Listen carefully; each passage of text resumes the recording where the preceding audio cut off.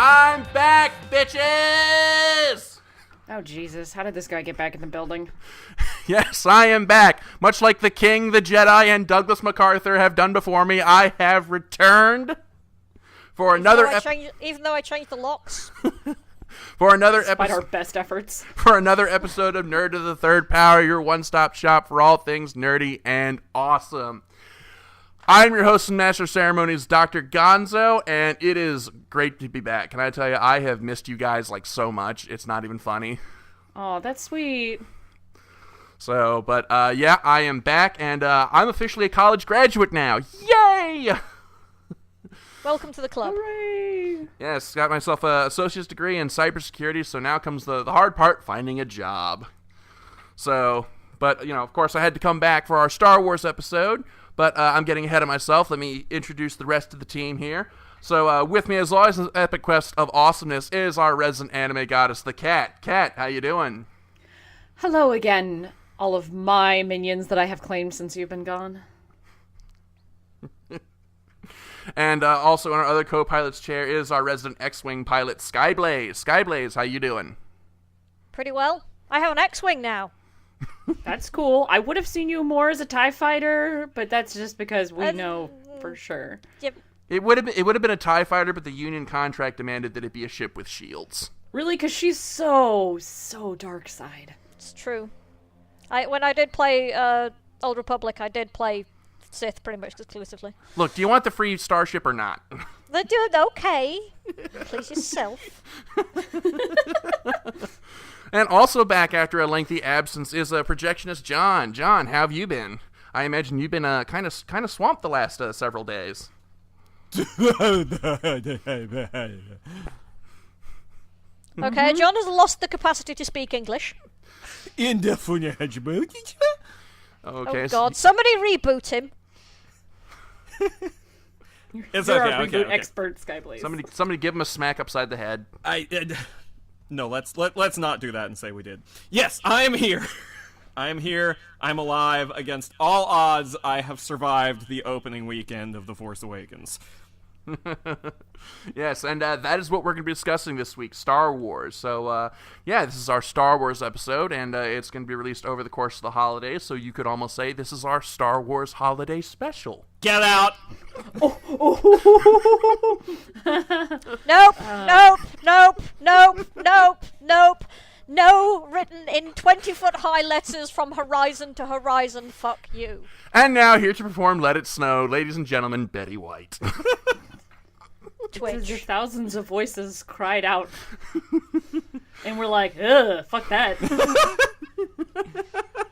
This is the point where we just drop the Revenge of the Sith audio clip. No! That sounded remarkably like James Earl Jones. Mufasa, I didn't know you'd be joining us this week. Simba. God help me. So yes, but yeah, like I said, this is our Star Wars episode, and really, wow, what a way to cap off 2015 than Star Wars Episode 7. I think we all said that this is going to be the biggest movie of the year, and personally, I think it's delivered. What do you guys think? Well, certainly from the amount of money that it's made, it is definitely the biggest movie of the year. Yeah, I was just about to check on that, as a matter of fact, because I caught myself thinking, how much money has this made this weekend? Well, and is there any money left? It's broken all the records. All of them. It made a few new ones, just so it could break them too. It's like, most pogo sticks in a movie theater? I didn't even know that was a thing, but Star Wars made it a thing.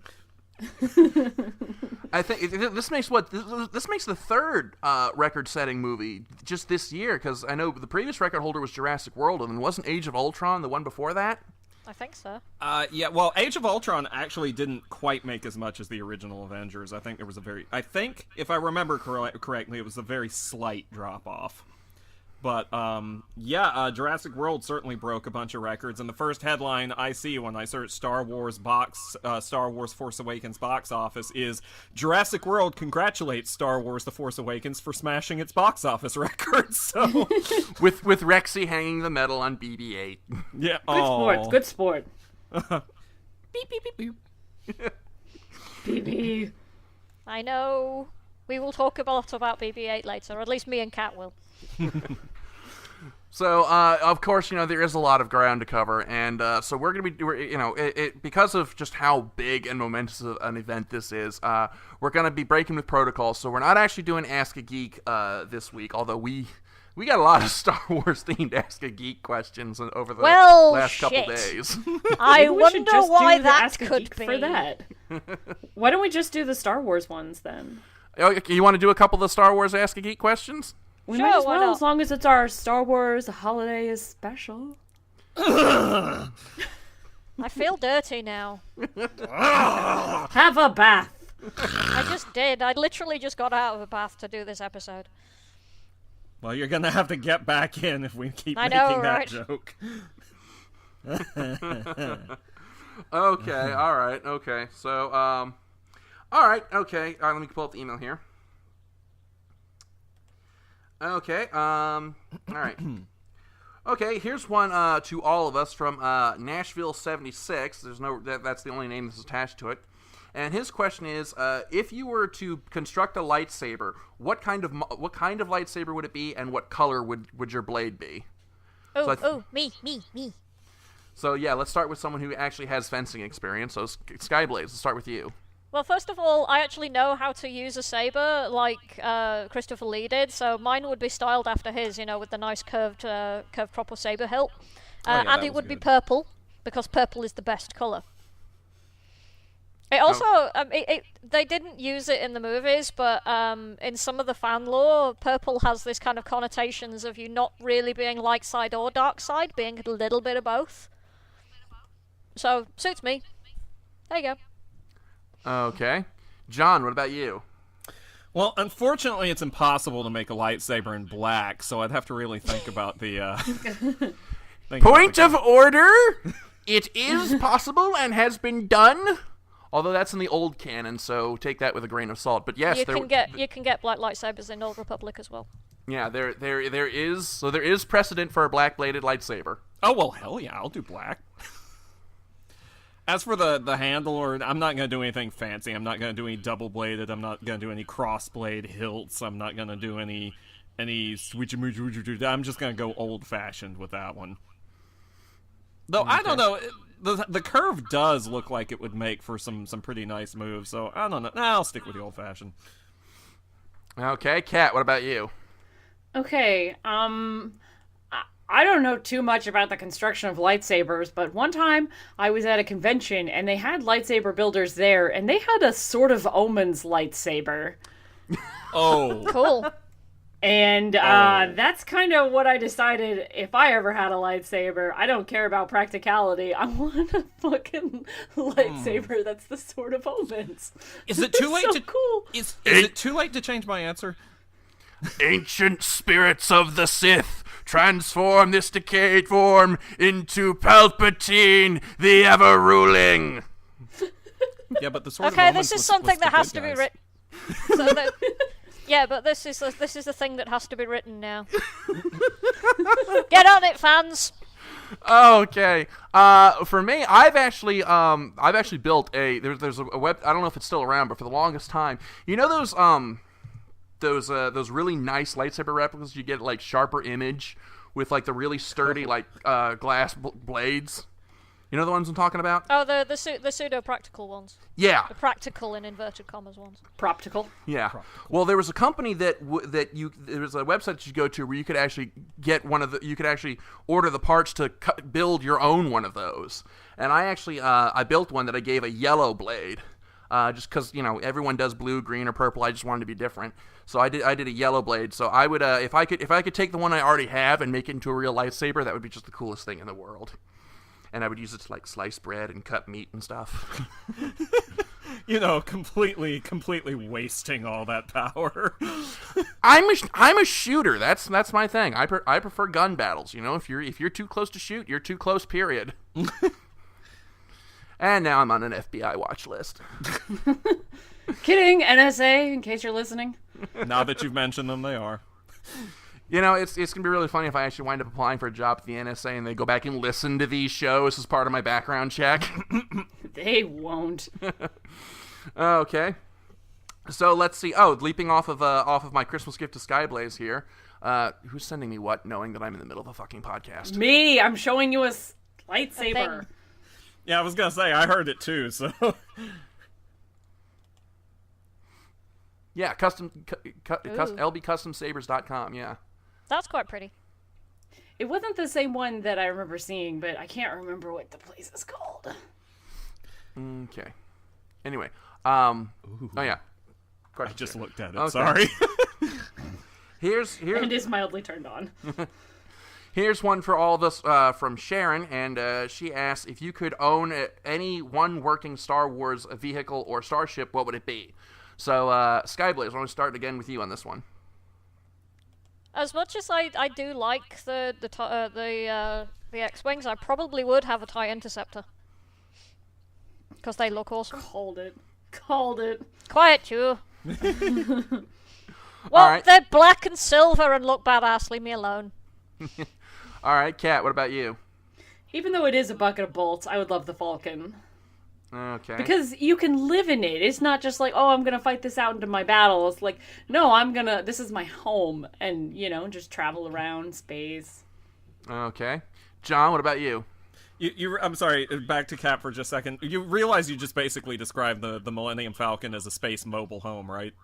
I mean, I've seen Spaceballs. No, you know what? I kind of have to go with Skyblaze, but I'd be okay with a regular TIE fighter too. They're just cool looking. I've always loved them. None of y'all. I was hoping one of y'all would get creative and say say something out of the expanded universe, like the TIE Defender or something. But okay. Well, I'm gonna pull mine from the movies too. I would want an original trilogy X-wing. A T-65 X-Wing. That's always been my favorite starfighter out of the whole series. Not to knock the T-70s that you see in the new movie, but I feel like they're they look kind of dinky to me.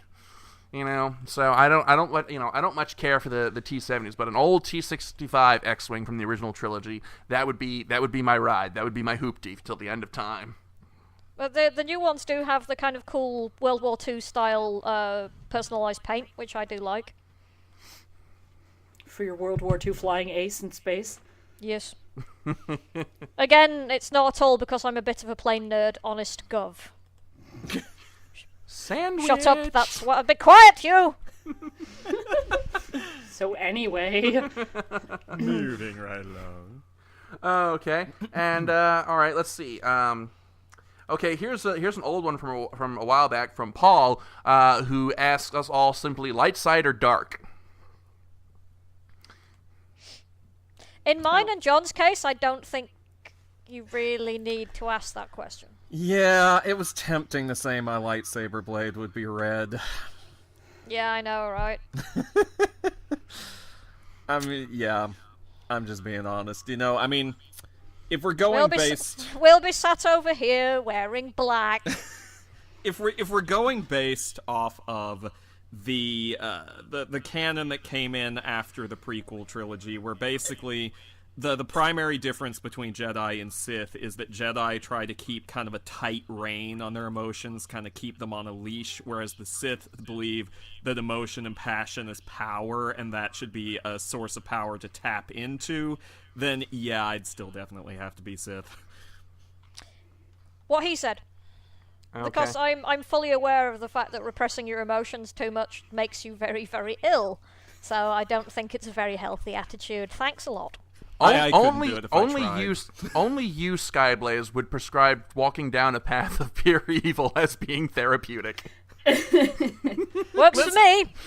It's like I said, I couldn't suppress them if I tried. I wear my heart on my sleeve. At least it's somebody's heart, Hey, has your depression got you down? Go murder some younglings. You'll feel great.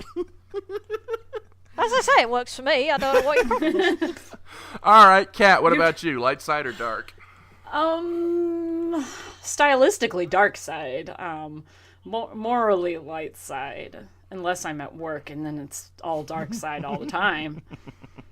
Is there something in between? Yeah, actually, sort of, yeah. In the legacy era of the old expanded universe, there were in fact gray Jedi. Well, that sounds silly.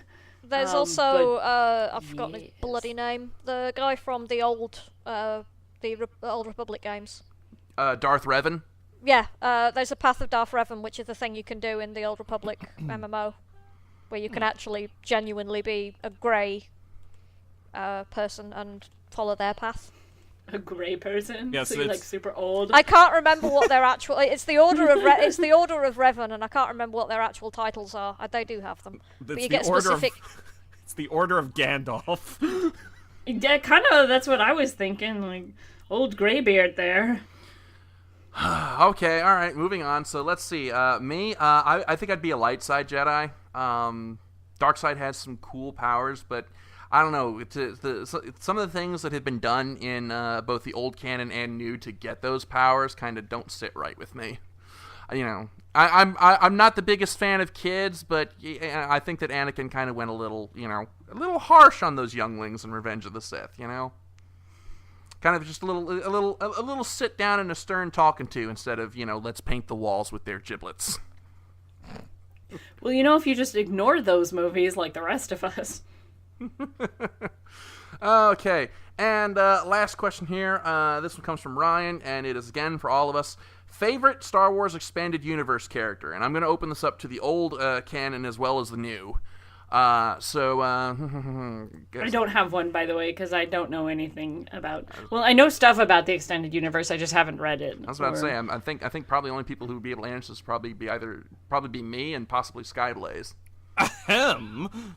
Oh wow! Oh, that was, well, okay, John. Challenge accepted. What have you got?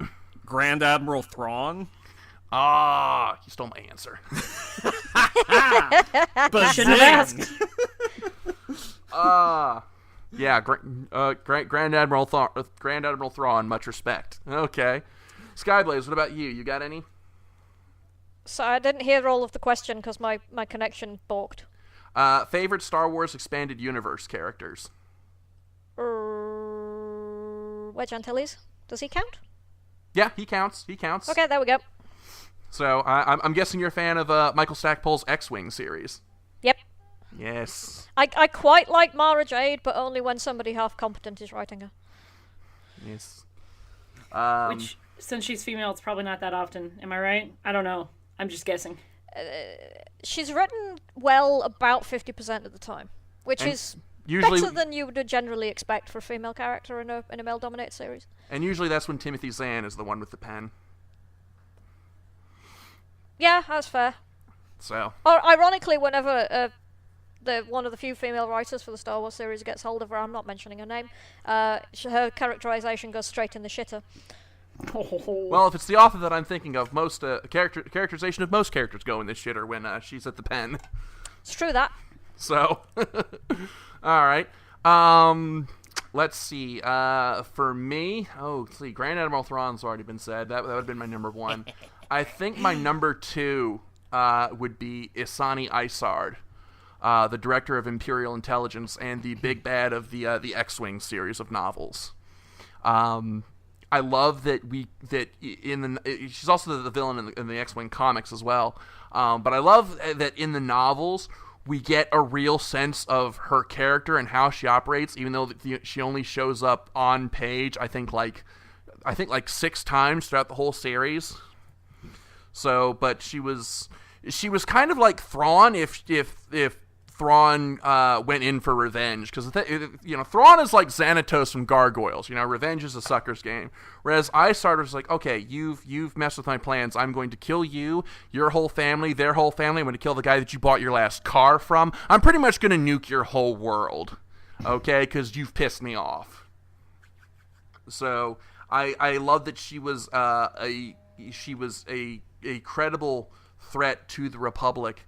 And she was also really kind of unpredictable, because Thrawn, kind of fell into a bit of a routine after a while. But Isard, I always thought, stayed kind of unpredictable. So, that was me. And Kat, do you have any particular answers, or are you passing on this one? No, I really don't know enough to make any sort of answer to that. I'm sorry. Okay. All right. Fair enough. Okay, so so we're gonna go ahead and finish up the Ask a Geek there, because if we keep going, we got a lot of questions. Like, if we just keep going, it'll take up the whole show, and we do have more show to do. So let's just jump right into our discussion topic, and let's start by just taking a look at just the general impact that the Star Wars franchise in general has had over since its inception. Oh boy. I think it's safe to say that outside of maybe Star Trek or Lord of the Rings, Star Wars is the biggest geek property to ever exist. I think it's one of the holy trinity. I mean, it's almost too big. Well, no, almost to it. It is kind of too big to classify it just as a geek property at this point. It's Star Wars, for better or for worse, kind of changed the entire motion picture industry. There was just a handful of films in the 70s, Jaws was another one of them, that kind of created the era of the summer blockbuster motion picture, which just did not exist before Star Wars. Star Wars also single-handedly completely changed the fate of motion picture merchandising. Before Star Wars came along, yes, there was movie tie-in merchandise, but nobody cared about it, least of all the studios, which is why George Lucas retained 100% of the merchandising rights for all the Star Wars movies, which is why he became a billionaire. Harsher in hindsight. But yeah. So if we're talking Star Wars, we have to start with this question, and that was, how did you first discover Star Wars, and what was your reaction to it? Well, speaking for myself, I may have mentioned before on the show, I'm not sure if I did, but that both of my siblings are considerably older than I am. And they went to see the original Star Wars when it was first out in theaters. And they had a bunch of the original toys from when Star Wars came out, and I grew up playing with those. I grew up playing with original Luke and Vader action figures with the little lightsabers that you'd push on their arm that would come out. So I never remember a time when I did not know what Star Wars was. I can't remember the first time I actually saw the movies, but I grew up with those toys, and I knew who all the characters were practically from the time I could talk, so... Okay. Skyblaze, what about you? First time you saw Star Wars? The first time I saw it was on the first Star Wars movie was playing on one of the satellite TV channels we have over here, Sky Movies. Sometime in the late 80s, early 90s, I don't remember when exactly. And my dad, knowing that I was a nerd, recorded it for me. It was on... either I was out or it was on late, or it was conflicting with something else. But my dad recorded it for me, and I watched it the next day, and immediately fell in love with it. And my dad was like, there's 2 more films. I was like, really? Can I watch them? And he was like, I'll see what I can do. And I think he borrowed some taped off TV copies off a friend of the family, and I watched those and was like, these are amazing. Are there any more? And he was like, no, not all. Because I was used to Star Trek, which has 1 billion films by that point. And of all people, my grandfather, who is not in the least, or was not in the least bit a nerd or anything, bought me the Star Wars Encyclopedia for Christmas that year. Which was all of the movies and the comics and the expanded universe, which I knew nothing about at this point, was like, there's an expanded universe? Oh, God. To the library! And I just, any Star Wars books that were in the library, I picked them up, and finding complete series in a public library in the middle of bloody nowhere in England is a pain in the fucking ass, let me tell you. But that's kind of how I got into it. And I was doomed from there onwards. Okay. Kat, what about you? First time you saw Star Wars? I'm kind of with John, where I don't remember the first time I saw it. My parents had it on VHS. And I must have seen it when I was too young to remember, because I'm one of those people who grew up watching it, and pretty much from the time I can remember anything, I knew everything about the Star Wars movies. Like, Luke and Leia are brother and sister, and Vader is their father, and all the big secrets and everything. I've just always known this shit. I don't remember the first time I saw it, but I know I must have been quite young. Osmosis. Probably. I think I was 7 when I first discovered Star Wars. when I was a child, and like so many things in my life, I got into it through video games. When I was a child, every weekend I'd take my allowance and I'd go to Blockbuster and I'd rent, a Super Nintendo game. And one weekend I picked up Super Star Wars. No, excuse me, I didn't pick up Super Star Wars. It was in the case that Yoshi's Island was supposed to have been in. But I was like, whatever, let's play this and see how it goes. And I wound up really liking it. And then my mom told me that it was based off a movie, and I was like, really? It's like, yeah, it was a movie that came out when I was in high school, and me and a group of friends, in college, we dressed as Jawas one year for Halloween. So, yeah, irony of ironies, my mother was once a cosplayer.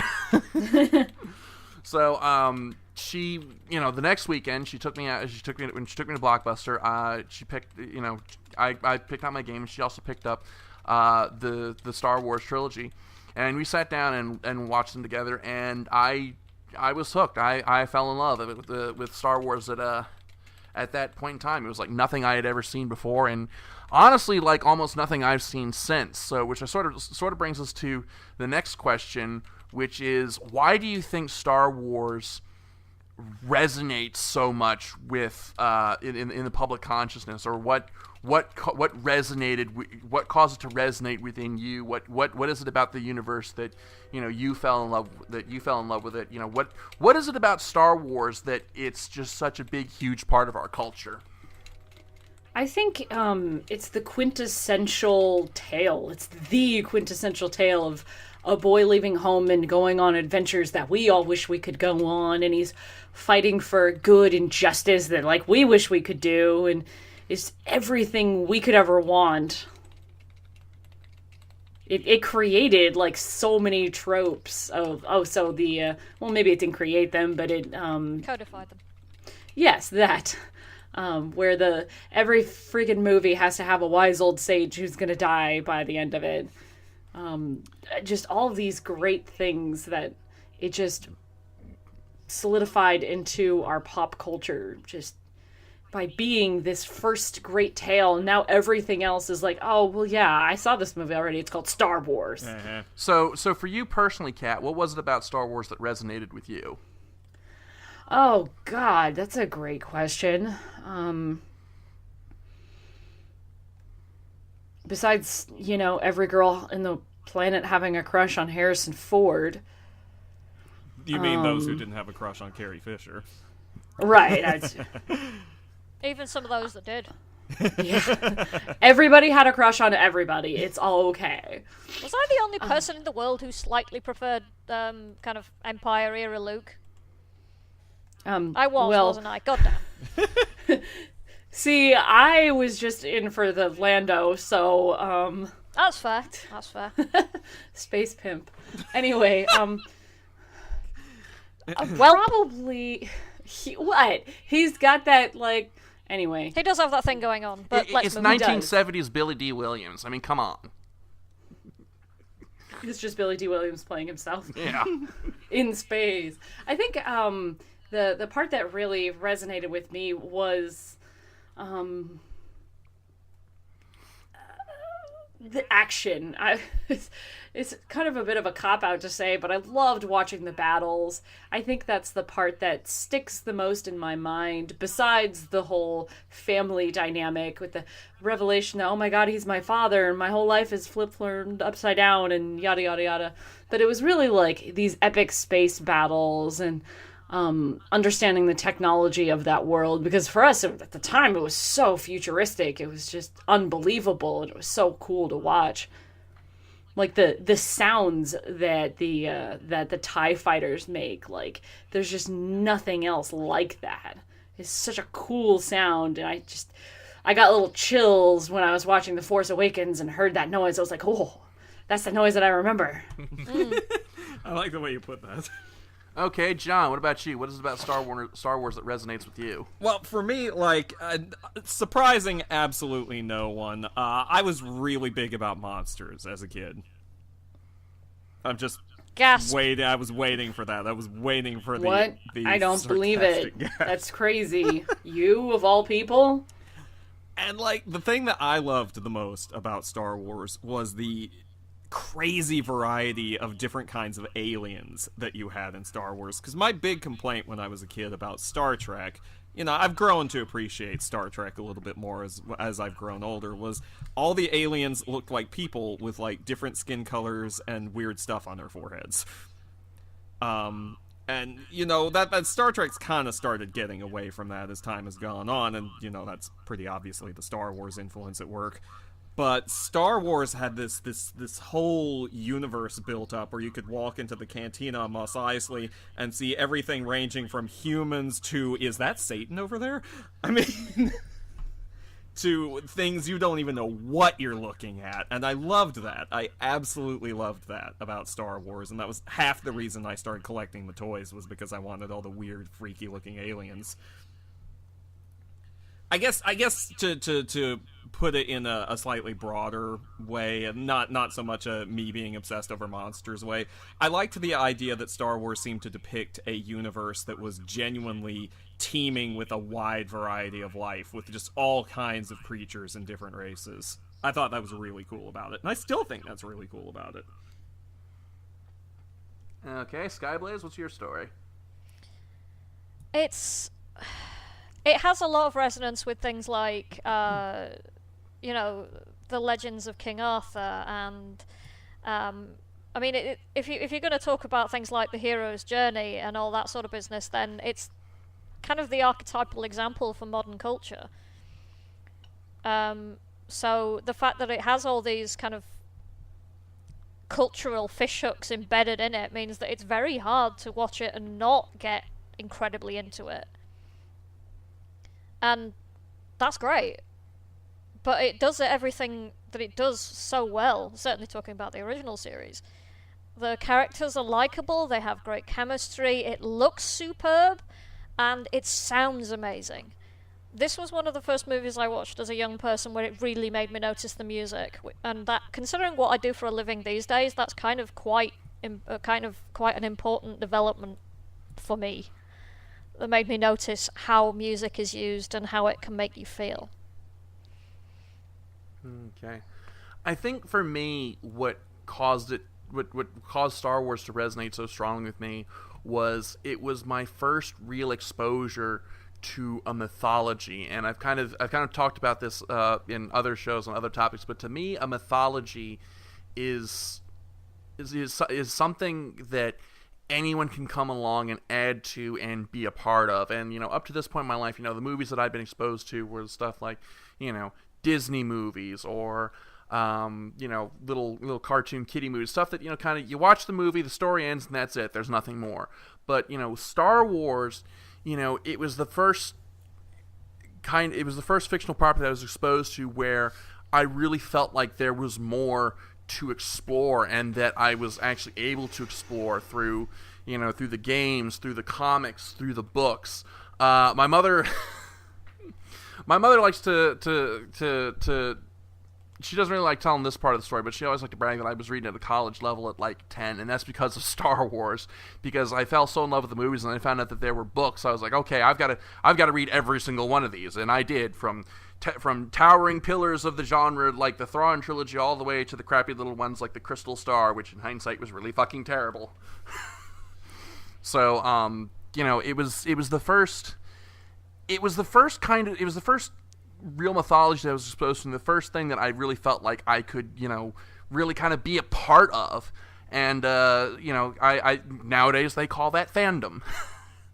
So I think that's that's the reason why it's so near and dear to my heart, is it showed me sort of, that if you have the imagination and you have the creative spark, you can contribute to this thing and become a part of something, bigger than just you and this VHS tape that you got at Blockbuster, if that makes any sense whatsoever.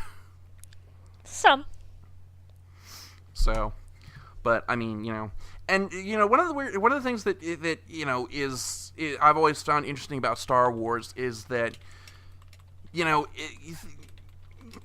things will come out and they'll be popular and then they'll kind of disappear, but Star Wars is one of those things that's kind of remained a constant, even though new films don't come out for 10, 15, 20 years at a time. But Star Wars has kind of always been there. It's kind of always had this big draw, and I don't know if I mean, maybe that's just part of the fact that Lucas, was milking that cash cow for all it was worth. But I think also a big part of it is, again, it's like I think it was like Skyblaze said. It's sort of the quintessential. No, it's Kat who said it. Sorry, it's the quintessential hero's journey. I mean, even Joseph Campbell came out and said, like, look, this is my work, just with a different wrapping. And I think that simple kind of story. Because it is a very simple story. It's not. There's a lot of detail to the world, but the story itself is a very simple one and a very easy one to follow and understand. And I think that is what resonates so well with so many people. And now I'm rambling. A little bit, but that's okay. Yeah. It's also massively quotable.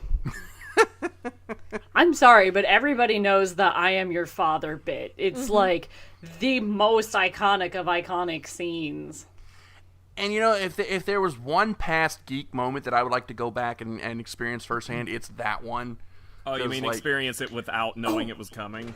Yeah. Yes. Yeah, I hear you. The thing is, I genuinely didn't, because, as I said, my family aren't particularly nerdy, so I knew very little about the films going into it. So when my dad got hold of the VHS tapes from a friend of his, I had no idea what was coming. Was like, fuck. I didn't actually say that because I was like 8, but still. Picturing. See, I'd already had it spoiled for me from one-off jokes and like Tiny Toons or Animaniacs, when they were doing riffs on it. So I already knew going in. So I didn't get that oh shit moment. My coworker has been showing the original Star Wars trilogy to his son so that he can take his 5-year-old son to go see A Force Awakens.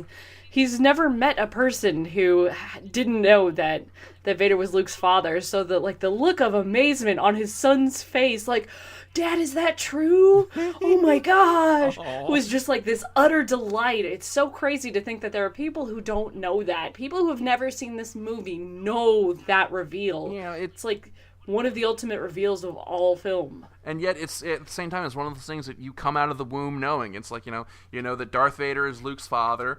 That 88 miles per hour is when you go back in time. And, that, I don't know, some other random factoid in here. The ship sinks. Yeah, the ship sinks, and King Kong dies. He does? It's a 100. Well, now I don't need to see it. It's a 100-year-old movie, guys. The statute of limitations has passed. It did not come out in 1915. But anyway. But anyway, I guess that kind of brings us to our main topic of discussion, which is of course Star Wars: The Force Awakens. And if you haven't seen the movie, for God's sake, stop. Turn off this podcast, walk away, do not continue listening any further. There will be spoilers. We're going to be discussing the movie in depth. So if you have not seen the movie and you plan to, by all means, stop, turn off this podcast, go see the movie, and then come back until you've seen it. I cannot fucking stress this enough. Men have been beaten to near death for spoiling this movie, so we're going to give you fair warning now. There are spoilers ahead. He's not kidding. There really have been people who've gotten their asses kicked for trying to spoil this movie. Amusingly, on the Travel for London notice boards you get in the UK for the London Underground tube system, there was a sign that somebody had put up in one of the stations saying, anybody caught travelling without a valid ticket will be told the ending for the new Star Wars. Also, you'll be given a penalty fare. That's awesome. Like, that one, like, being told the ending from the new Star Wars is clearly much worse than being given a penalty fare. Alright, now that we've got that warning out of the way, actually, you know what, just for good measure, if you haven't seen the movie, fucking stop now! Just to make sure we're getting our message across. Okay. Alright, now at this point, you've been warned, so if you continue listening from this point, it's on you. But The Force Awakens, Episode 7, we've been waiting for this movie all year, even longer than that. And some of us have been waiting most of our lives, let's be honest. Some of us have been waiting since the 80s. So, yeah. it's already broken pretty much every box office record there is, and made a few new ones besides. So yeah, pretty much the biggest movie of the year. So let's just go ahead and just start diving in. General thoughts. Holy shitballs, that was amazing. This movie was so cathartic. This movie felt like an exorcism to get rid of the shadow of the prequels. A great big long apology to the fandom. You know, Yes. I'm sorry. I've got to put my foot down. I'm getting, because I know that the prequels weren't the best movies in the world, but I got to put my foot down and say that there was at least one good thing that came out of them, and Duel of Fates? that was Episode 1 Racer for the Nintendo 64. Fair enough. Fair enough. That having been said, I still feel like now that this movie has come out, the Earth has been properly salted. No, you don't want to salt the Earth because then nothing can ever grow again. Well, no, we've got to salt and burn the bones, man. Otherwise, it's just going to come back. Skyblaze, general thoughts. I was very, very impressed. I like so when a long, long time ago in a galaxy far away, and then the fanfare started. I got actual chills. I don't remember that happening when I went to go and see the prequels, but yeah, actual chills. I believe Penny Arcade calls that the Mega Man 9 effect, where you're just instantly warped back to being a small child again. Yeah. And I definitely felt that with this film. And I was actually telling Skyblaze before we started recording, I'm so glad that we're fucking doing this show, because now I can actually fucking geek out about this movie with people who've actually seen it and not have to worry about spoiling it for anybody, unless you didn't heed my warning 5 minutes before, in which case it's on your head. But Have we mentioned yet that there's going to be spoilers in this? I want to make sure that people understand that. Spoilers, there's a Star Wars logo at the beginning. Spoilers, there's a spoiler. Actually, the best spoilers joke that I saw was Star Wars spoilers. At the end of the movie, the screen goes black and a bunch of names scroll upwards. Jesus. But yeah, I was kind of afraid when I heard that J.J. Abrams was gonna be the director of this movie. Part of me was kind of scared, because I was like, okay, yeah, I saw what he did for Star Trek, and I'm kind of, is this gonna be Lens Flare the movie Part 3? But no. Yeah, as a Star Trek fan, considering the horrible mess, especially after Into Darkness, I was like. And on a side note, Star Trek Beyond, what the fuck was up with that trailer? Like, let us never speak of it again. There's something to be said for not spoiling the movie, but you kind of need to at least tell us what the movie's about. But that's neither here nor there. Track. Yeah, Choo but choo.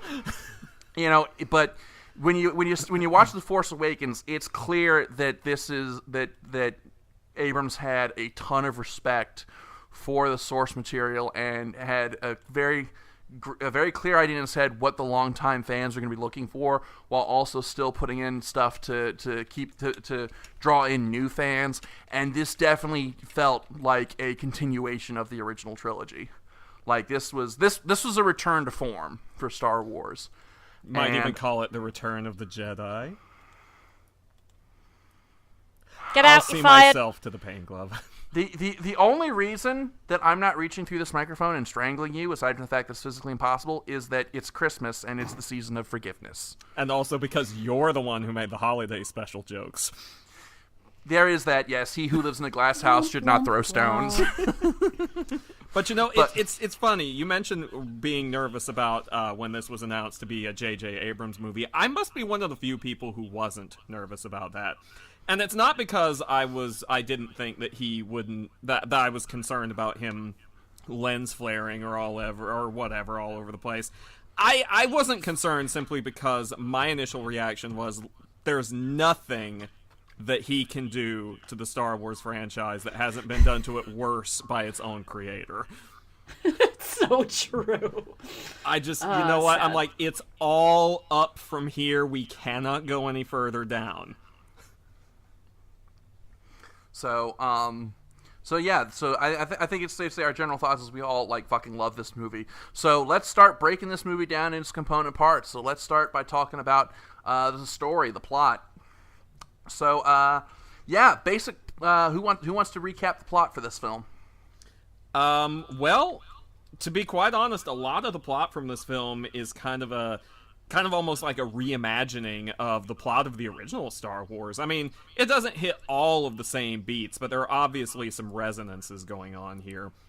I think that's more like kind of deliberate mirroring and showing that, history repeating itself. Oh yeah, absolutely. I mean, what we've got here is we've got a movie that's trying to bridge old Star Wars fans and new Star Wars fans who mostly have things like the Clone Wars TV series and the prequels with the old. It's kind of trying to bring everybody back into the fold simultaneously, and it does so beautifully.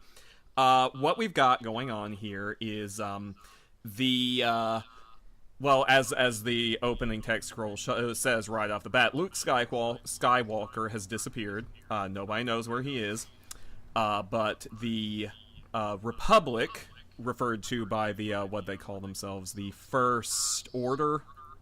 Yeah.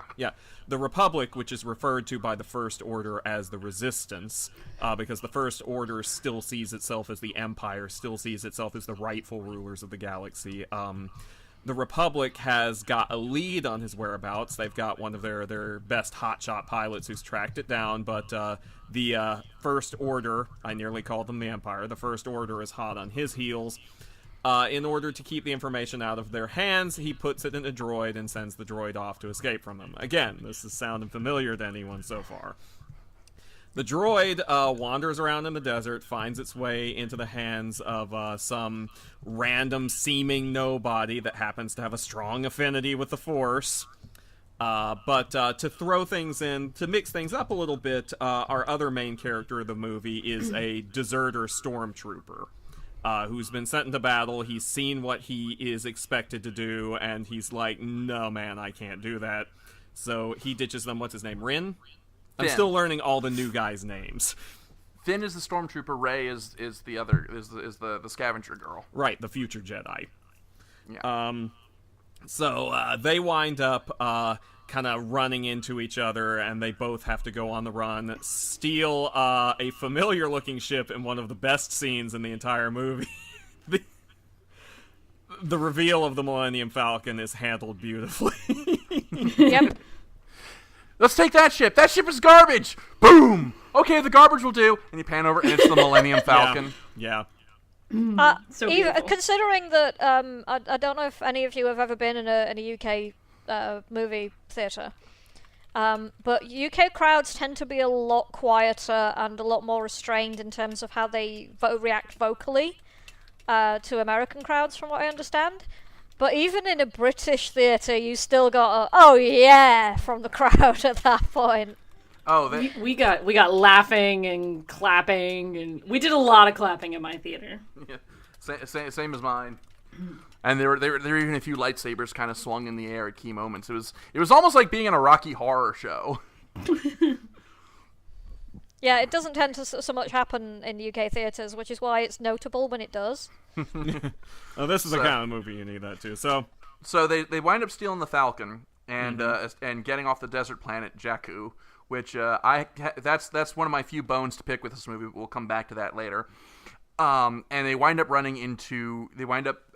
just stumbling across Han Solo and Chewbacca, and they have this beautiful scene where Han and Chewie take back the Falcon. And they've apparently been searching for it for a long time, because Han apparently can't stay away from the sabak table. And through this, they winds up kicking off this search for Luke Skywalker, and they wind up being chased by the First Order, wind up falling in with Resistance. We are reunited with Carrie Fisher as General Leia Organa, and the chief villain throughout this film. Well, there's two. One of them is the unnamed general who, let's be honest, who really gives a shit about him. Oh, well, and he the did other have a name. I just don't happen to remember what it was. Hux. Yeah, thank you. Played by Bill Weasley. Yeah. Oh, is that who that was? I thought he looked Really? familiar. Yes, same guy. Oh. I call him General Killjoy because the only thing purpose he seemed to serve was to rain on Kylo Ren's parade. Kylo Ren being the other main villain and the one that we actually give a damn about. He is the Dark Jedi of this film, And it's revealed through, and again, spoilers, that he is actually Han and Leia's son, and is part of the reason why Luke Skywalker has decided to pull a disappearing act. And there's lots of space battles. There's rescue. There's the Force, the Jedi, lightsaber battles, and it's all a nice big gooey Star Wars brownie that just tastes so delicious, and you wind up wanting more, but there is no more, and then you cry because you've got to wait 3 fucking years for the next movie. Interestingly enough, the next movie comes out like the day after Tony and I's anniversary. Oh well, they knew. Now, are you talking about Rogue One, or are you talking about Episode 8? Episode 8. Okay. They've already gotten a release date for Episode 8? I didn't know that. We've seen a tentative one. Okay. So anyway, so what were your guys' general thoughts on the plot of this film? Well, I mean, as I said, it's very much kind of like an episode. I don't want to call it episode 4. It's like an original Star Wars redux, which I'm not saying that as a criticism. I'm actually saying that as a compliment, because it's good that they could take a very familiar plot structure and make it feel so very new just by switching around a few little things here and there. And also because, like I said, it's a good way to introduce new people into the fold and to bridge the old movies with the new ones. I thought it was handled extremely well. I can't honestly think of any major criticisms that I had of the plot, though I know a few people do have some criticisms here and there, but I can't think of any genuine, serious critiques that I have of it. I liked the new characters. I liked the way that the old characters were worked in without feeling like forced cameos. Forced cameos. I really liked the depth that they gave to Kylo Ren right out the gate, because it's kind of funny. Vader started out as a pure villainous character, a two-dimensional character, and only had more layers built upon him as the series went on, as we learned about his history and learned that, oh yeah, there is a tiny bit of light side still left struggling under all that darkness. But we get that depth and building with Kylo Ren right out the gate. The word you're looking for is gate. That is the word I was looking, right out the gate. And he has vulnerability in that he's got vulnerability, he's got inadequacies, he feels like he's struggling in Vader's shadow, and he's very obviously struggling between the light and the dark side right from the very first movie, so I'm very excited to see what they do with him from there. One of the things that I really liked about this movie is that it did something that the original trilogy did and that the prequels sort of stumbled across, and that was it got started right away on telling its story. It just said, look, here's the universe that we're playing in, here's the story that's going with it, just follow along and just have fun. Whereas the prequel trilogies were like, okay, we feel the need to just dump all this just info dump on you every 15 minutes. We didn't get that with this trilogy, and as a result, the story felt much more organic and better. It definitely paced itself a hell of a lot better than the prequels did. It also, it was surprising how much of the story was kind of told very quickly or very subtly. The conversation between Leia and Han about, we did everything we could have done. I know, but I never should have sent him away. That was where the problem started.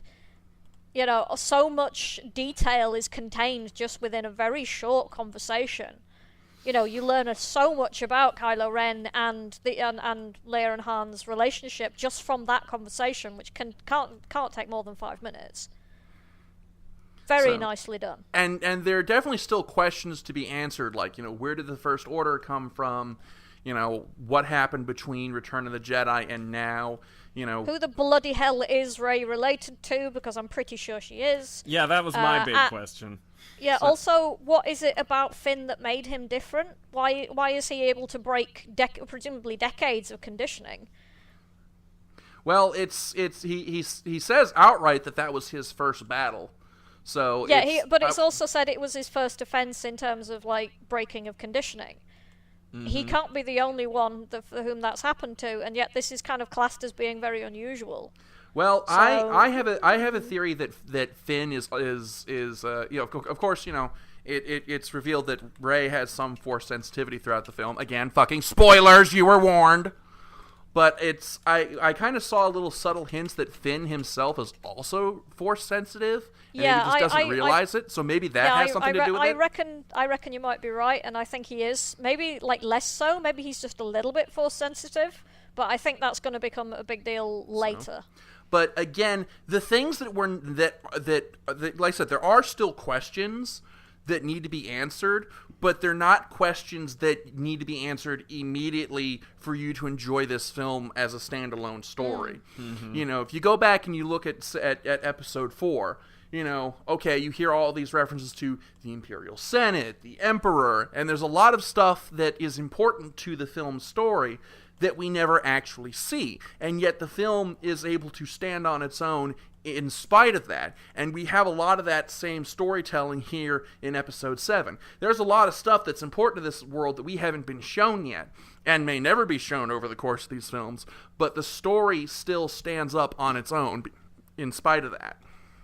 I think it's. Okay. I think one major difference we're gonna see with the development of the future movies in this series as opposed to the others is that this series was being planned as a trilogy from the get-go, whereas the original Star Wars was not originally planned as a trilogy. It was one movie that just happened to be extremely successful, and then they said, "Well, heck, let's just make 2 more and make it a trilogy."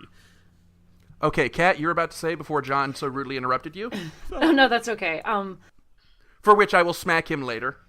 One of the things that I really enjoyed about the story was how it sort of seamlessly explored the world. Because in the course of one film, we went to several different planets, and we saw all these different, like, places and living environments and, fighting environments and everything, and it did it rather flawlessly. It didn't feel like a huge leap to go from one place to the other. It didn't feel like, oh, well, we're forced to go here so that we can, put some special effects of this really pretty scene in the background. Prequels. They're leaping off that also brings us right around to one of the few bones I have to pick with the story of this film, and that's with Jakku itself. Can we not have any more desert planets in this series? Because the desert planet, to me, is starting to become the lazy shorthand for a backwater alien world. It's like, okay, we need a world that looks alien and looks like it's isolated, that, probably hard to get to. Oh, shit, let's just put them in a desert planet. Like... Well, the thing is, but because it makes sense. A desert is not going to have a great deal of resources because most people need things like water. It's very hard to do, if you've got a very hot sun, it's very hard to do things like mining. It's very hard to do pretty much anything. So the idea that it's a backwater is not that much of a reach. But this is compared to also something that's covered in fucking green. But it's also the homage to the first film. Yeah, but my problem is this is now 6 out of 7 films that have had a desert planet in them. And I'm like, can we kind of go somewhere else, please? I mean, does it count when all the other films are in the same damn desert planet? I mean, yeah, at least it wasn't straight up Tatooine again. I mean... Which I think everybody was saying it was going to be because it was a desert. I'll say this, there's a very obvious other reason why they keep using desert planets, and that's because there are a lot of desert locations on our world in which to conveniently go and shoot a movie. With great tax deductions. Yeah, I noticed that thank you call out in the credits to Abu Dhabi. Well, like I said... I was also kind of amused by the fact that the island at the very end was quite clearly, I think it was either Ireland or Scotland. I was sat there looking, that looks an awful lot like the coast of the UK. So, well, alright. But yeah, that was one of the only bones I had to pick with the story. It was like, oh god, another desert planet. So, now let's talk a bit about the cast. So, and John, I hope you've got a cast list up, because I don't have one. That would have been a real good thing for me to pull up, wouldn't it? IMDb Oh my God. time. IMDb time. Loading up the internet. So John Boyega, is that his name? Yeah, he's Finn. Not sure I got that. He was amazing as Finn. Finn was this character to me that we kind of saw the trailers and we didn't really know what to expect if he was, a good guy or if he was a reformed bad guy, which it turns out he was going to be, and how serious he would be. Because I was expecting reformed stormtrooper rather serious, and then it turns out his character is hysterical. Yeah, he was great. See, the funny thing is, when I saw him in the trailer, I had no doubts he was going to be a good guy, first of all, mainly because of how prominently he was placed. Secondly, I just assumed that he was going to be one of the good guys disguised as a stormtrooper. The whole, aren't you a little short to be a stormtrooper thing going on again. No, that role went to Daniel Craig in this movie. God. Wasn't that awesome? Yeah. Yeah, we were talking about I know this is kind of sidetracked, but we were talking before the film about how Daniel Craig was the stormtrooper that gets mind twisted by Rey in the interrogation room, and the new headcanon that we all have now is that Daniel Craig used the skills he learned playing James Bond to infiltrate into the Star Wars set, knock out a stormtrooper extra, and stole his uniform and stuffed the poor soul in a locker, and that he is still there to this day. Hilariously, I've read a thing that apparently there was a common joke on the set that his stormtrooper designation was JB007. But anyway, going back to Mr. Boyega. Headcanon accepted. But anyway, going back to Mr. Boyega. You wouldn't guess that he hadn't done much acting before. I really wouldn't have guessed that. He's been in like one major film previously. Oh, what I really liked about Finn and to an equal extent Rey is they weren't just carbon copies of previously established characters. There was a little bit of Luke and there was a little bit of Han. There was a little bit of a bunch of different characters in both of them. And I really like that they didn't just go, okay, Rey is Luke 2.0 and Finn is Han 2.0 and BB-8 is R2-D2 2.0. When we all know that BB is actually Wally. Because he is so cute, oh my god! But they are so cute. Because but some actually say that BB's female. Nobody's actually kind of sure. I don't suppose it matters, droid. I was gonna say it probably only matters to other droids. But True. I love that that the characters were allowed to develop on their own and had their own personalities and weren't just operating in the shadow of Harrison Ford and Carrie Fisher, and weren't just carbon copies of those other characters. They were able to grow organically on their own, and they weren't hamstrung by terrible dialogue. Yeah, which made such a difference. Yeah, seriously. So I suppose that brings us to the actress who played Rey, whose name is Daisy somebody or other, I think. Let's see, Daisy Ridley. There we go. And now I have an image in my head of Ridley from Metroid with like a flower in his crest and whatever. I have a warped imagination. You carry on there. Yeah, you do you, man. We're moving on. She was also phenomenal in this film. And is this her first film, or has she acted before? Because I don't recall ever hearing her name before this. Let's find out.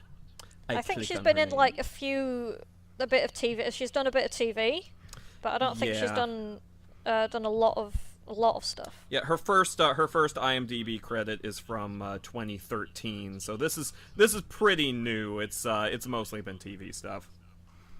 But what a way to debut into feature film, right? Hello, this is the deep end, Splish. Your face is going to be on all the toys, or actually no, but that's not really. Gonna get into that. Here's the big people's pool. We're gonna tie a weight to your ankles and toss you in. But yeah, she was fantastic. She really sold her character was a mix of how do I put it? She was really independent and really competent, but she also was able to sell being unsure at the parts where it was necessary to sell that kind of thing. I thought it was interesting how they developed her with her being so quick to start testing her force powers once she learned that she had a knack for it. which I thought was very, very in character. It took Luke a lot longer to start doing some of the stuff than she did, but she was also presented as more of a self-sufficient character than Luke was right from the get-go. So I thought that was interesting character building there, that she would learn that she has some access to the Force, and at first she'd be like, what? No, this is freaky. But then, just give her a little time to get adjusted to the idea, and she's like, well, what if I tried this, and what if I could do this, etc. It also makes sense because in this movie, the stuff that has already happened in the previous films is sort of become legend. Yeah. So she's heard all of these stories about Luke Skywalker. He's this sort of mythological figure, and the Force is like fairy tales that she's heard and kind of, idol worships a little bit, especially Han Solo. I agree with so that. it makes sense. It makes sense that she would be, once she knew that she had the Force, that she would start testing her abilities to use it because she's heard about it in all these tales. I get the impression, as Kat was saying, that, she has heard these stories, and maybe she had, like, a book or something with them in, or whatever the Star Wars equivalent is, a book reader of some description, that she ate that stuff up. Somebody must have novelized this, and she probably just ate it up like candy. Because you're out in the middle of the you're out in the middle of the desert. What else are you going to do with your fucking time apart from take all spaceships to pieces? This kind of also brings us around to a sort of debate that I had with our own Cabo. There's apparently been sort of a hubbub going around the last couple of days that Rey is sort of a Mary Sue because she's able to take to the Force so quickly or has these skills, and I didn't see that. The only thing, most of the stuff that we see in the film, like her fighting skills, okay, well, we see in the start of the film she's pretty proficient with a bow staff, so she's got some basic fighting skills. She deals in scrap, so it stands to reason that she'd know how to repair the Falcon.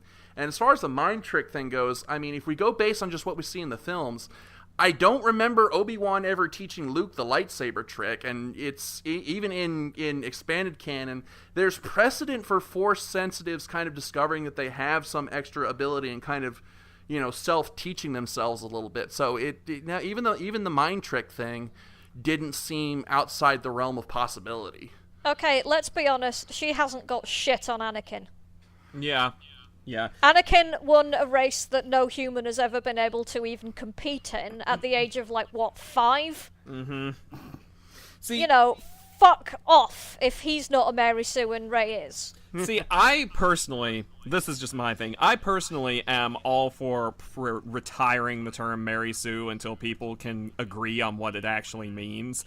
Because when I hear that term broken out, I see it being used to describe one of two different things. There's the original meaning, in which it is a self-insert representation of a fanfic author who is a new character dropped into a canon that didn't exist there before and is perfect and everyone loves them for absolutely no reason other than it being raw, naked wish fulfillment. And the other way I hear the term used is to describe a very powerful and or clever or an exceedingly powerful or exceedingly clever character in a work of fiction. And, if we're going to get rid of all the exceedingly powerful and exceedingly clever characters in works of fiction, why are we bothering? Yeah. And, I mean, like I said, nothing that I saw Rey do in this film was any more outside the realm of possibility than anything Luke did in the original trilogy. So, I mean... Exactly, yeah. Yeah. Mm-hmm. But she had no training and she did the mind trick. Okay, well, where did Luke learn the lightsaber trick? Yeah, seriously. Just go with it. That whole thing about, Anakin could see things before they happen, he had no fucking training. What made him so pissing special? There is an answer for that, but we've decided to disregard the sequels. Yeah, the whole thing the prequels, about him, the the whole thing about him being made. We're getting off track, basically. And this is kind of less bullshit. Fuck off. We're getting. They can all fuck off. Okay, we're getting off track. Seriously. All right, but I really like that. I'm getting tongue tied here. I like that, like John said, I like that she was presented as skilled, and I like that her skill set was stuff that we actually got to see her practice and perform, and then when she was kind of introduced to something new, that she kind of had to learn it a bit. Like the scene that stands out in my mind for this is when Han gives her first blaster, and when she's in her first firefight, she's kind of just, she's doing what I call the first time at laser tag strategy, where she's just holding it out in front of her and just pulling the trigger at anything that moves. And has to kind of okay, wait, hang on, they can shoot back. I need to get into cover and actually aim this thing. So I like that she was able to, she had to learn and develop these skills as opposed to just being great with them right off the bat. And the same thing is also true of Finn. We see throughout the film that Finn is a great shot, and while yes, he gives a good account of himself when he fights Kylo Ren with the lightsaber, he's shown to not be the best melee combat, and he winds up getting knocked the fuck out. Yeah, these are the things that happen when you've got a melee person trying to use ranged and a ranged person trying to use melee. This does not go well. Yeah. So I like that they each had their own strengths and talents, and it was shown that they had to develop any new situation they were thrown into, they had to kind of learn and develop into, if that makes sense. Also, I like how their relationship was developed as well, because it wasn't kind of strangled by the red string in the way that Anakin and Padme was. It was very subtle and very nicely and believably done. Yeah, so absolutely. Wait, you think they're going to be a love item? Because I didn't see that. It's possible, and especially the bit near the end where he's laying there on the med bay and she kisses him on the forehead and is like, I'll come back. See, I never got any real romantic vibe from that. See, the thing I like about their relationship is that at this point they could go either way with it. They could become a romantic thing, or they could not become a romantic thing. They could be epic bromance. I mean, I fully expect them to go the romantic route, but they don't have to with it. It's not laid on so thick that it's destined. So I really like that. Kat, you've been pretty quiet. Do you have anything to add? I was actually just looking up their ages because they're actually the same age. To the second. Like, he looks a little bit older than her, but they're actually the same age, whereas Kylo Ren's actor is like 9 years older than both of them. Are you kidding? He looks like a baby. He's got a baby face. Which I guess brings us to the big bad of this film, Kylo Ren. So, what were your thoughts? Kylo Ren is not the big bad. Come on. Yeah, literally, that's the big a bad villain. is Mr. It's Andy Andy Serkis. Yep. Yes. He's terrifying. He is so fucking creepy. Well, he's Andy Serkis, so that's a given. But That anyway, might be part of it. but Kylo Ren, what were your guys' thoughts on him? What thick, luxurious hair he has. I want to run my fingers through it. So much. I like that he was so different from Vader. He was clearly trying to be like Vader and wear the mask and wear the black and be dark and menacing. But he was so ill-tempered. Like he lashed out in ways that were not as tactful as Vader. Vader would be like, "Oh, you failed me. Force choke, dead guy. You get a promotion. Don't fail me again." Yeah, Whereas Kylo Ren was like, "I'm going to take my lightsaber and beat the ever-living shit out of every piece of mechanical thing in this room because I'm having a temper tantrum." Which led to that great moment. You got the two stormtroopers who are kind of walking down the corridor and they hear him having an epic freak out and go, "You know what? Nope," and they turn around and walk off. You know what? Because that's realistic. They'd been like, Yep. You know what Kylo Ren is to me? Kylo Ren is J.J. Abrams looking at prequel Anakin and going, "No, I'm going to do this shit right." Yeah. Yeah. Because, Kylo Ren is the person that Anakin would have become once he put on the Sith gear. That's you're absolutely right. That's the realistic development of Anakin. He would not have become this cold, ruthless badass that we know from the original trilogy. And I think it's interesting that it's really interesting. I know I said this earlier. His whole Vader envy, his whole wanting to live up to that reputation and that potential, it's shown in everything he does, complete with wearing that helmet and mask, even though he has no reason to wear it at all. Well, now this face is scarred up a little bit. Now he has a reason. But that's a self-fulfilling prophecy. yeah, seriously, right? But it's everything, every choice this character makes is from his desire to live up to his grandfather. I love that his esteem issues came out in just about every scene that he was in, because he'll vacillate from being supremely overconfident, this I'm the hot shit character, to this whole, okay, I'm just not ready for this. And I think a great example of this is actually in his lightsaber fight.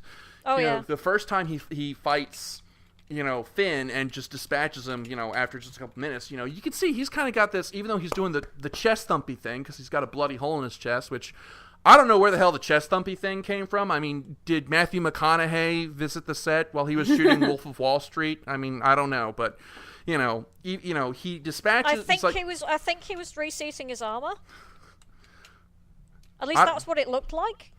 I don't know. I just saw him just pounding his chest and blood coming out every now and then. So I don't know what the hell was going on.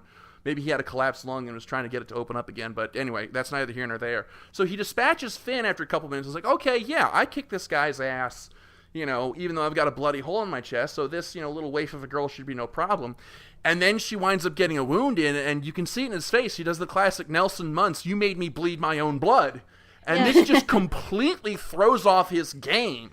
And I think that's to me, I think that's why Rey was able to go toe-to-toe with him and you know, maybe not win, but definitely walk away in one piece, because she just showed him, okay, you know, look, you just think you're the hot shit. You've still got a ways to go. You need to start taking shit seriously. So I think that's sort of was, you know, at the end of the movie where Andy Serkis says, okay, it's time to complete your training. I think the first lesson is going to be him slapping Kylo Ren across the face and going, okay, you need to grow the fuck up and stop being a whiny little baby and start taking shit seriously. Because, look, I put you in command of a planet-sized battle station and now it's fucking rubble. Okay, this shit's got to stop. One of the interesting things about that fight... Sorry, Kat.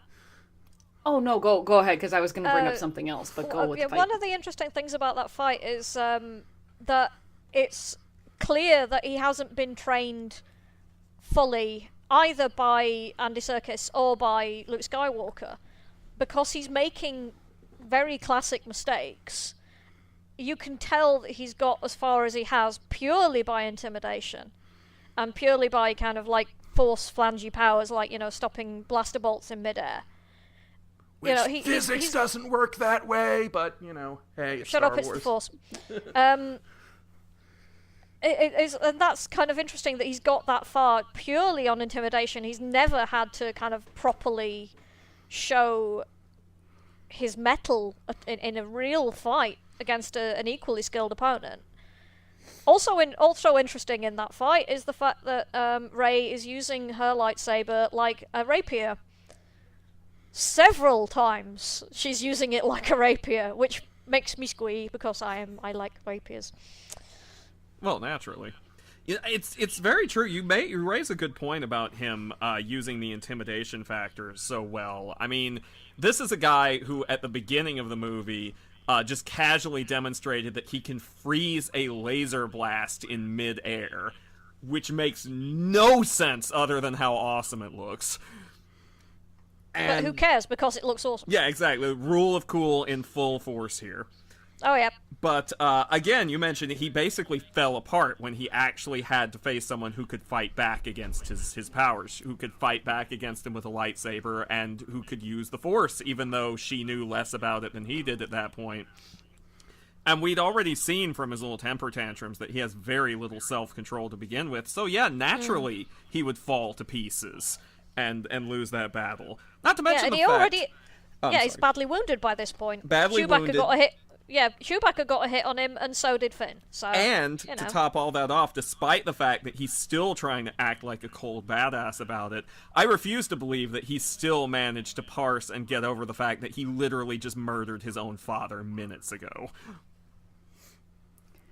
One of the things I was going to bring up about Kylo Ren was that him and General Hux have this little rivalry thing going on, which is extremely childish, but not unheard of for Star Wars, because there was always this General Tarkin, Darth Vader sort of, oh, well, we're going to get results my way. Oh, no, now we're going to do it my way. My way's better. The Force is stupid, whatever. And I feel like that's sort of taking place kind of all over again, but with much, much, much more Nazi overtones. Oh, yeah. And let's talk about that scene with General Hux kind of doing the Nazi rally thing. Yeah, complete with the totally different from the Sig Heil salute guys. See, we're using Honest our other guff, hand. Yeah. Oh, man. And with him chewing the scenery like it's going out of fashion. Okay. Man was hungry for some scenery. Oh, yeah. But of course, you know, we've got to get to the elephants in the room, and that's the original cast members. And virtually everyone from the original trilogy has come back for this movie. So who were you most excited to see come back? And what was something that really surprised you about these older characters coming back? I'm just going to come out and say it. That scene at the end with Luke, that was the perfect way to end this movie. Like, people have asked me, is like, you know, is there, because they're, you know, Marvel has made it a trope now. It's like, is there a thing after the credits? Like, this movie doesn't need it. Mm-hmm. No. You get that. It ends right where it needed to. You get that last shot of Luke, and it's like, that's it. There is no more. He doesn't even need to speak. And he doesn't speak. But, like, he doesn't even need to say anything. It's like, you just know that shit is about to get real. Well, it's one of the things about the ye old cast is that a lot of the time when they're in shot together, I mean, Luke and Leia saying so much without saying a great deal. There's an awful lot of scenes where there is no dialogue, you just see the expression on somebody's face, and that's all you need. And turns out that a lot of years and years and decades of acting experience means you can pull that shit off really nicely. Although, can I say, I find it kind of a twisted irony in Mark Hamill, who has made a name for himself in voice acting, having a very powerful scene in a movie where he says absolutely nothing at all. Yeah, it's true. It's true. I find it, you see, I remember there being a lot of people wondering why Luke didn't show up in any of the trailers, or why he was so conspicuously absent from the poster. There were people who were speculating that Kylo Ren was going to turn out to be Luke. Before this movie came out, and can I just say how glad I am that wasn't the case? Me too. But Dark Empire is not a thing we wish to revisit. No. And I'm really surprised by how little screen time he wound up having in this movie. I mean, I know they're going to use him in the next one, but surprised but not disappointed, because I felt like after everything that had happened, to try and do any more than they already did would have been too much. And I think that they made the right choice, because if it had ended any sooner without her getting to see him and his face being on screen, the fans would have revolted. It would have been a nightmare. absolutely. There would have been riots in the cinemas. Yes, but if it had gone any longer, then it would have just been too much. Okay. So that's Mark Hamill. Let's talk about Harrison Ford and Carrie Fisher real quick. Turns out Han Solo is still an incredible badass. Of course, we all knew that. Age has not slowed him down one bit. Although I think that being a father has made him a little too trusting. Well, I think that's partially because Leia almost begged him to try. You know, he was like, you know, he's gone, he's lost, and she was like, no, there's still good in him, please try. And he's like, alright, for you, I will, and it cost him his life. And, Yeah. oh man, Chewbacca's God. reaction. God, that Oh my scene! God. Oh my god! So was I the only one who thought that Chewbacca had kamikazed after that scene? I fully expected him to just hit the detonator and not even get out of the way first. When Han dies, Chewie just lets out this like, not since Worf crying over Jadzia Dax's death have I heard a roar that angry and that sad in a piece of fiction. And then he just goes fucking bug nuts on the surrounding stormtroopers. And then you kind of see this kind of click in his head. It's like, okay, if I die here, I'm not going to be able to really do much of vengeance here. So let me step outside and then hit this big fuck off button and blow up the bomb. But I fully expect... You can tell somebody is gonna fucking pay for this. Someone's arms are getting ripped out of their sockets. Oh, yep. And if they're lucky, that's the minimum. Yeah, it's God, that remains honestly the thing that had the most impact on me of the entire movie, because I I went in figuring someone was gonna die in this movie. I wasn't 100% sure who it might be, though I was leaning towards it being Han if it was gonna be anyone. But I'm like, someone in this movie is not making it out alive, and it's probably gonna be one of the original characters. But even, like, right up to the moment that it was gonna happen, I'm thinking to myself, that whole conversation with Ren, I'm like, he's about to kill him, he's about to kill him. I know he's about to kill him. Even so, seeing it, and then having it happen, I'm like, holy no. God, no, that's horrible. It was kind of from me, an actual gasp and, hand over the mouth kind of, oh God.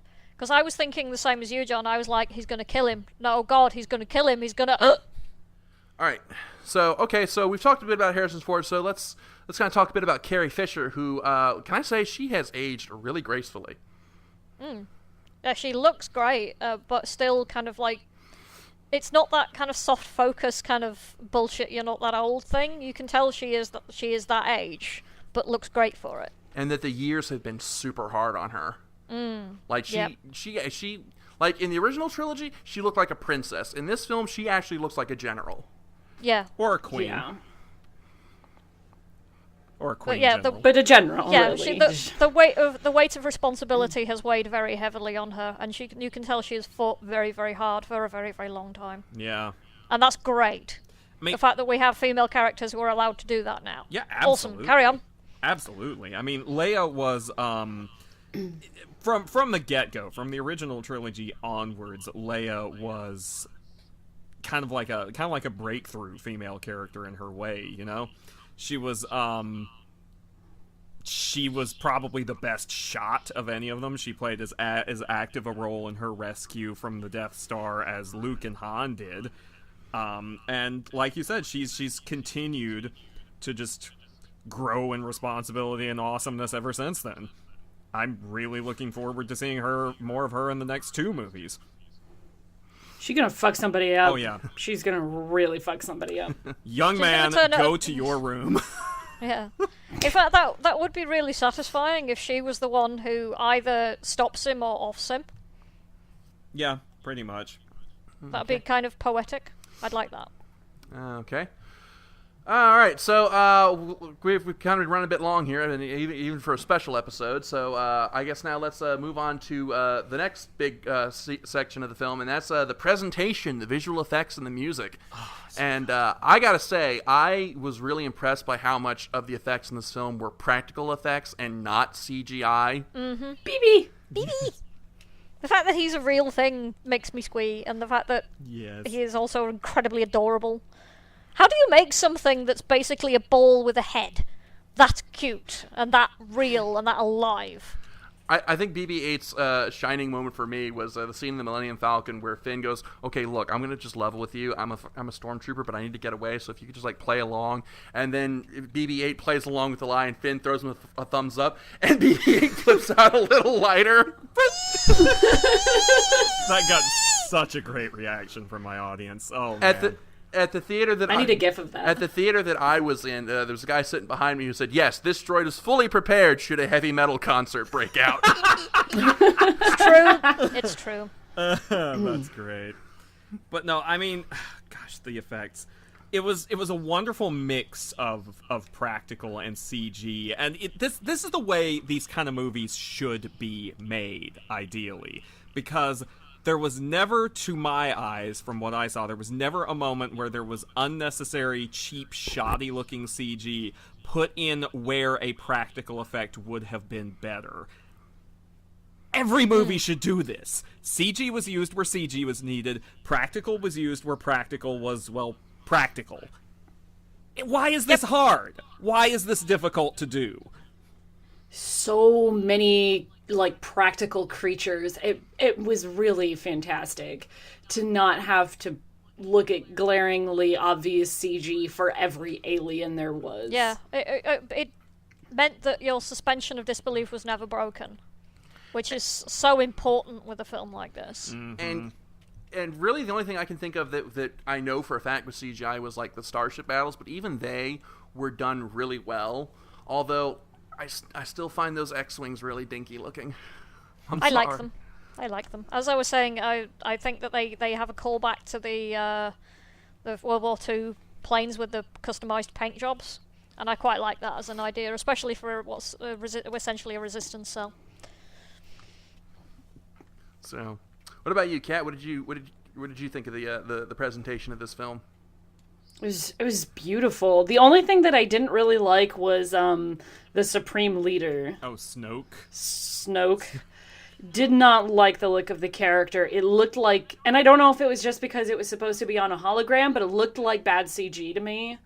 I think that was at least partially supposed to be the fact that it is clearly a hologram. Because the holograms, like in the old trilogy, always had that kind of flickery, staticky effect. Mm-hmm. So I wonder if it's partially the same thing. The flickery, staticky thing I could have dealt with. It just had that really soft, sort of undefined look. I know what you're talking about. It looked not great. I'm sure it'll look better later, and I know they did use like prosthetics and stuff. It's just and maybe it was just my filming. Like there was parts that looked a little blurrier than others, but it just didn't quite look sharp enough to be believable. Yeah, I'm really curious about the whole thing with Snoke, not just who he is and where he came from, because of course I'm really curious to find out what that is. I'm also kind of wondering, was he that gigantic just because he was a hologram, or is this just like some sort of giant creature here? He probably was that gigantic just because it's a hologram. Because I mean, you remember the Emperor, whenever in The Empire Strikes Back, when he spoke to Vader, he appeared as this big giant floating head. No compensating for anything here. No, certainly not. So it's probably Snoke taking a page out of Palpatine's book. No, I'm sure he's taken. Palpatine. I'm sure he's taken many pages out of Palpatine's book. Yep. Everybody's got to idol worship somebody in this. I wonder. I doubt they're going to do this, but it would be very interesting to see if they go that whole clone Palpatine route that was also once used in the extended universe. You speak of Dark Empire, which is a crime punishable by public stoning in this forum. Look, man, you brought up the holiday special. As far as I'm concerned, you've already opened up the worst Pandora's box. Does have a point there. So, of course, Star Wars, John Williams, we have to talk about the music. It was excellent. And, yeah, John Williams is in top form for this film. And yeah, I was amazed to discover that he's 84 this year. Oh, my God, is he really? Oh, no. Can you imagine, That's like... old. I imagine this must have felt like a homecoming for him, because Star Wars is, like, one of those films, like, made him a household name. And now he's coming back to it. Yeah, so absolutely. I wonder if he is not allowed to die. We must put his head in a jar if he ever dies. We're not allowed. We don't want to do the rest of these movies with Danny Elfman. Oh. I think a lot of John Williams, like other movies that he does, sort of start to kind of all sound like Pirates of the Caribbean at some point in time. Which is weird. To be fair, he didn't? No, it was one of his pupils, I think. Oh. Zimmer, I think. But yeah, he does have a lot of kind of proteges that have that have been taught by him. So even if he does cark it, that then makes sense. There's a few people who probably can take over and copy his style reasonably well. Yeah. Well, this is one of those things where he has so much of the older music to work with. He wouldn't have to try that hard if he didn't want to. Mm. And yet, that's not what he did. Because outside of the opening scrawl and the opening notes of the credits theme, I didn't hear a whole lot of motifs from the original trilogy. There was a ton. They were just soft, load. and I really liked that they were soft. Yeah, they were used very effectively. Okay. There was things like the Han and Leia love theme turned up, the theme that's used when Luke agrees to go to Alderaan, that's used at a couple of points. There's various other leitmotifs that are used. And of course the Imperial March shows up when you see Darth Vader's helmet. Okay. All right. As I said, music is important to me, and Star Wars is one of the things that kind of codified my love of things like film music, so I tend to notice these things. Okay. Well, we're for a special episode, we've been running pretty long, so we need to start wrapping things up, or else Brian is going to fly up here and kill me. So let's start wrapping things up by giving our final thoughts on the film. So, Kat, let's start with you. Final general thoughts on the film. I loved it. I thought it was rather spectacular. It was a good apology for the prequels. It was something I think that any fan can enjoy.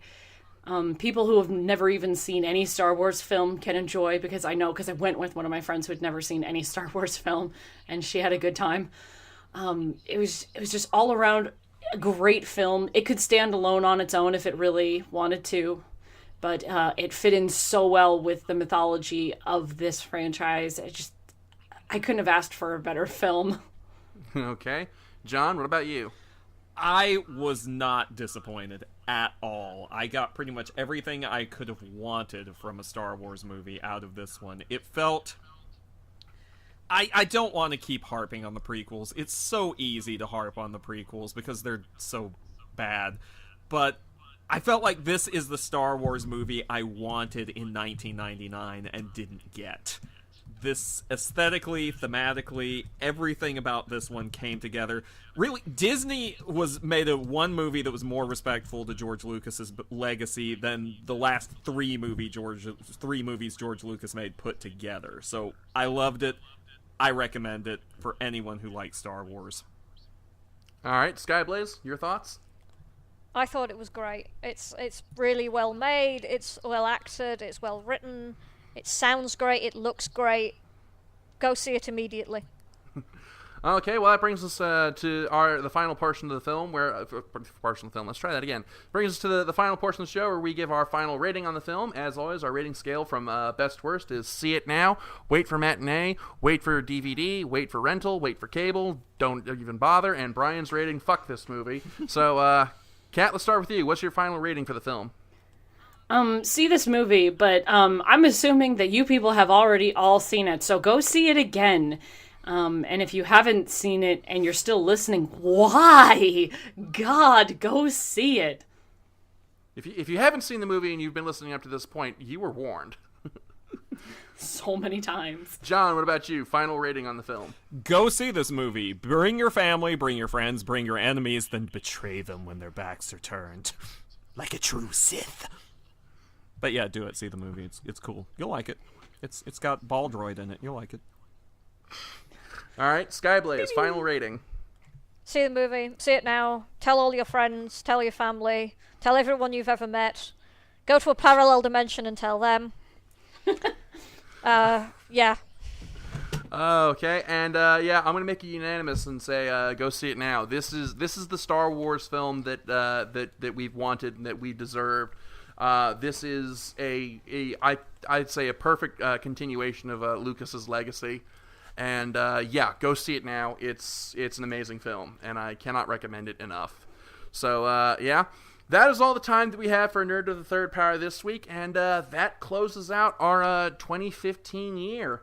So we want to thank you all for tuning in with us for this year. Thank you guys for being understanding over the course of my break. And hey, we hope you guys have a happy holiday, a happy new year. We'll see you in 2016. We got a lot of stuff to look forward to. Deadpool, Rogue One coming out in the summer. A lot of stuff to look forward to in 2016. So we will see you then. Happy holidays, happy new year. Thank you as always for tuning in. I'm Dr. Gonzo. I'm the Cat. I'm Skyblaze. And I'm the John you're looking for. We will see you guys next year. Taka, play us out.